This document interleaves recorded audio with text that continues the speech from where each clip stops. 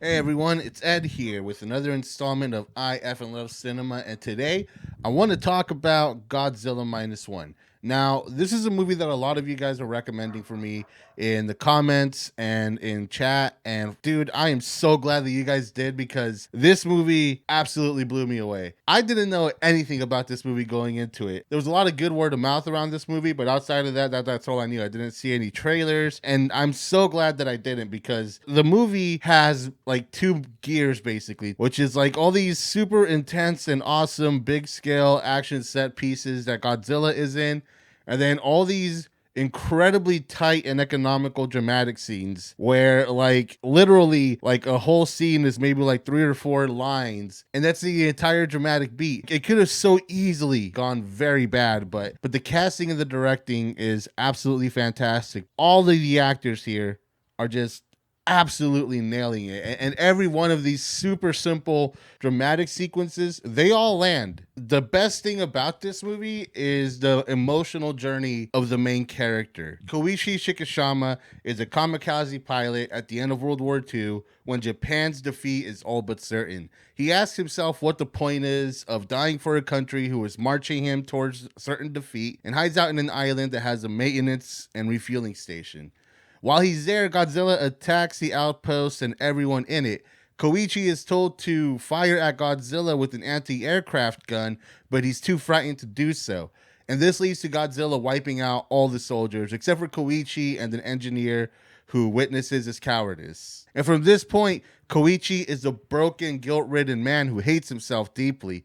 Despite this, he carries on, soon finding a reason to keep going after a woman and child come into his life, and he begins to provide for them. And this brings out the best in Koichi as he starts to like work hard and save money and provide them a better life. All of this while refusing to let the child call him dad and refusing to let the woman in emotionally enough to have a romantic relationship. And I'm not the biggest Godzilla fan, but even I understand its place in Japanese pop culture, where like it's a response to the attacks in Hiroshima and Nagasaki. Godzilla has always been a metaphor for collective trauma, but in this movie, it also represents Koichi's guilt and shame. And it's really crazy how Godzilla becomes this figure that not only represents Koichi's guilt and shame, but also represents the sort of specter of Japan's own mistakes in World War II that led to its defeat. And the way the movie juggles those two ideas within the concept of Godzilla is fascinating on like a thematic level. The Godzilla sequences in this film have like a really fun escalation to them where like the very first time we see him, he is attacking a small island with like a couple of dozen people on there, and it's just like a quick round attack where like he wipes out a bunch of these people, and then by the end there's this big multifaceted attack on Godzilla with this really awesome plan and all that, and each appearance by him just ratchets up the tension more and more until by the very end they're doing some really crazy conceptual stuff in order to try and bring Godzilla down. And my favorite aspect of how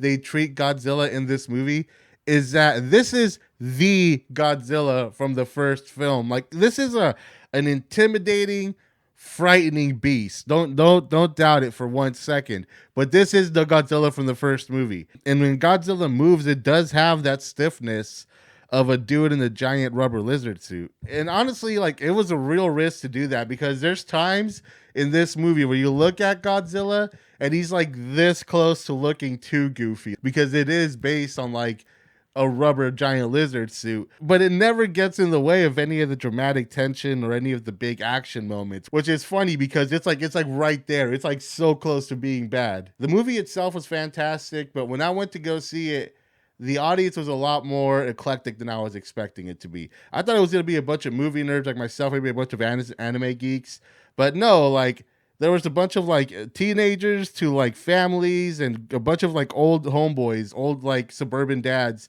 who went to go see it, who were sitting right behind me and loving every second of it. So there's something in this movie for everyone because it's just it's a great Godzilla movie. It's a great action movie, but it's also this really awesome dramatic story. And this movie mixes those two things together in ways that only the best action blockbuster movies could. I highly recommend this one. If you haven't seen it yet, I think it has like another week or two in the movie theater before it goes. So go check it out.